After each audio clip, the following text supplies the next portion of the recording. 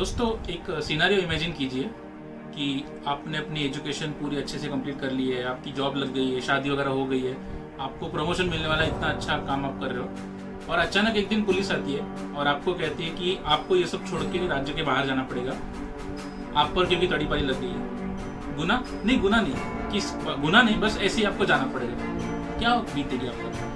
जो कमज़ोर दिल वाला होगा उसको तो शायद दिल का दौरा भी पड़ सकता है, कोई रोने लगेगा, कोई पागल हो जाएगा, कुछ भी। ये आम सी बात है, ये नॉर्मल रिएक्शन है, क्योंकि हम सब इंसान हैं, साधारण इंसान हैं। लेकिन जब राम जी को यही बात उनके पिता ने कही तो उन्होंने धीरे से मुस्कुराए और कहा बस इतनी सी बात, ऐसा करके प्रणाम किया और चले गए। इसीलिए हम उनको मर्यादा पुरुषोत्तम राम कहते हैं। राम जी को बहुत लोग भगवान मानते हैं, भगवान ऑलरेडी हम उनको मंदिर में तो बिठाई चुके हैं, भगवान बना के उनकी पूजा अर्चा वगैरह। मेरे हिसाब से तो मुझे तो ऐसा लगता है कि वो पूर्ण भगवान नहीं थे, वो विष्णु का अवतार जरूर थे, लेकिन वो पूर्ण भगवान नहीं थे, वो मनुष्य के ही अवतार थे। क्योंकि इस बात का सबूत हमें स्वयं रावण की मृत्यु में मिलता है। क्योंकि रावण जो था उसने प्रचंड तपस्या करके, उग्र तप करके महादेव को, भगवान शंकर को प्रसन्न किया था और उसने उनसे ये वरदान प्राप्त किया था कि मुझे कोई भी भगवान नहीं मार सकेगा। उसने मनुष्य को इसमें इंक्लूड नहीं किया क्योंकि शायद उसने हमें उतना महत्व दिया भी नहीं होगा, जो कि सही बात है ऑब्वियसली।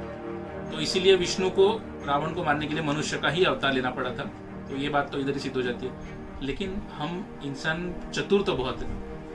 हमने क्या सोचा कि भाई अगर राम जी के मार्ग पर चलना है तो क्या क्या करना पड़ेगा। मतलब देखिए, पिता की आज्ञा का पालन करो, माता जी की सेवा करो, गुरुजनों का आदर सम्मान करो, अन्याय के खिलाफ लड़ो। अरे बस बस बस, इतना सब तो हमसे नहीं होगा। तो हमने क्या किया, हमने राम को भगवान बना के ऊपर बिठा दिया और कह दिया कि भाई ये सब भगवान कर सकते हैं, ये हम मनुष्य के बस की बात नहीं है। ऐसा करके हमने अपना बचा लिया अपने आप को, ऐसा कह सकते हैं। लेकिन इस सब इतिहास को, इस सब हमारी हिस्ट्री को हमसे दूर रखा गया और इसका नतीजा हम आए दिन अखबार में देखते रहते। हम पढ़ते रहते कि JEE क्लियर नहीं हुई तो एक छात्र ने आत्महत्या कर ली, या लड़की ने प्रपोजल रिजेक्ट कर दिया तो प्रेमी ने आत्महत्या कर दी, जॉब में प्रमोशन के लिए एक ने अपने बॉस की हत्या कर दी। कुछ भी बहुत निगेटिव खबरें हम पढ़ते रहते हैं। या फिर अगर थोड़ा सा पीछे जाए तो हमारे इतिहास में हमारे बहुत सारे ऐसे पूर्वज थे जो ये सोच के डर जाते थे कि भाई मुगल तो इतने ताकतवर है, उनका पूरे देश में राज है, तो हम उनका सामना कैसे करेंगे। या फिर अंग्रेजों से हम कैसे लड़ेंगे, उनका तो आधी दुनिया पर राज है, हम उनका सामना कर ही नहीं सकते। ऐसा सोच के ही बहुत सारे लोग डर के घर बैठ जाते थे। अगर हमें अपना इतिहास सिखाया जाता तो हमें ये पता चलता कि एक नौजवान युवक सिर्फ अपने पिता की आज्ञा का पालन करने के लिए पूरे पृथ्वी के साम्राज्य पर हंसते हंसते ठोकर मार के वन में चला गया। उसने 14 साल वनवासी के भेष में जंगलों में रहा। और जहां तक सामना की बात है तो फिर वो ही लड़का वानरों की सेना लेकर दूसरे देश चला गया, एक सर्वशक्तिशाली राजा और उसकी बलवान सेना का सामना करने के लिए, और उनको मार भी गिराया।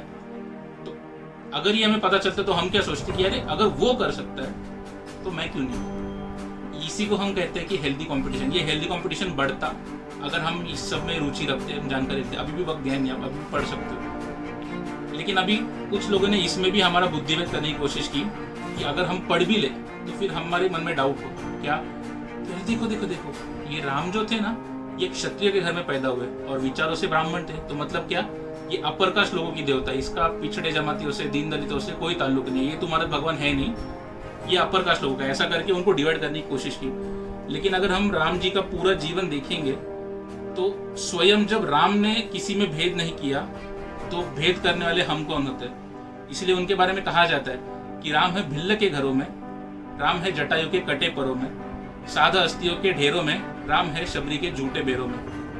तो ये जातियों में तो बिल्कुल विभाजन करिए ही मत। और अभी टीवी पे रामायण वगैरह हुआ, अच्छी बात है, सबने देखा और इतने सालों के बाद ही सही, बेटर लेट देन नेवर, हमने देखा और उसको रिकॉर्ड बनाया, वो सब अच्छी बात है। लेकिन अभी आगे जाना होगा, इस सिर्फ देख के फायदा नहीं। अभी राम को हमारे जीवन में लाइए, उनका अनुसरण करिए, क्योंकि सिर्फ देखने से फायदा नहीं है ऑब्वियसली। तो उनका अगर हम अनुसरण करेंगे तो अच्छा होगा। और इसी बारे में राहुल शर्मा जी ने कविता लिखी है, उसका मैं छोटा सा भाग आपके सामने कहना चाहूँगा कि ना मैं सत्ता अभिलाषी हूँ, ना सत्ता मेरी दासी है, ना मैं सत्ता अभिलाषी हूँ, ना सत्ता मेरी दासी है, ये रघुपुत्र तो जन जन के बस मन मंदिर का वासी है, त्याग प्रतिज्ञा और वचन का जीवंत उदाहरण लाया हूँ, लोकनीति से विवश स्वयं जानकी त्याग कर आया हूँ। रघुनंदन हूँ, रघुनंदन हूँ, कुलनंदन हूँ, अभिनंदन हूँ, मैं वंदन हूँ। तुम जैसे पापी सर्पों के मध्य खड़ा मैं चंदन हूँ। रघुनंदन हूँ, कुलनंदन हूँ, अभिनंदन हूँ, मैं वंदन हूँ। तुम जैसे पापी सर्पों के मध्य खड़ा मैं चंदन हूँ। और टीवी सीरियल में तो आप सबने देखा ही होगा कि परशुराम जी आ जाते हैं और फिर लक्ष्मण उनसे वाद विवाद करते हैं। तो परशुराम के भी समक्ष हम ले सीना तन जाते हैं। भ्राता लक्ष्मण सा संग में हो तो स्वयं काल बन जाते हैं। धनुष तोड़ शंभू का मैंने कोलाहल सा मचा दिया, और दंभ सागर का भी पल भर में मैंने मिटा दिया। और ये आखिरी की दो पंक्तियां उन खास लोगों के लिए जो आज भी राम के अस्तित्व को नकारते हैं, राम के अस्तित्व को झुठलाते हैं, हमारी सद्भावनाओं को ठेस पहुंचाते हैं। ये उनके लिए। अहंकार तो रावण का भी सम्मुख मेरे टिका नहीं, अनगिन दुस्साहस कर बहटा स्वयं काल भी उसको दिखा नहीं। और है कलयुग पर अब भी मेरे अस्तित्व को जो ललकारेगा, है कलयुग पर अब भी मेरे अस्तित्व को जो ललकारेगा। ये राम भले मर्यादित है पर हर रावण को मारेगा, ये राम भले मर्यादित है पर हर रावण को मारेगा। जय श्री राम।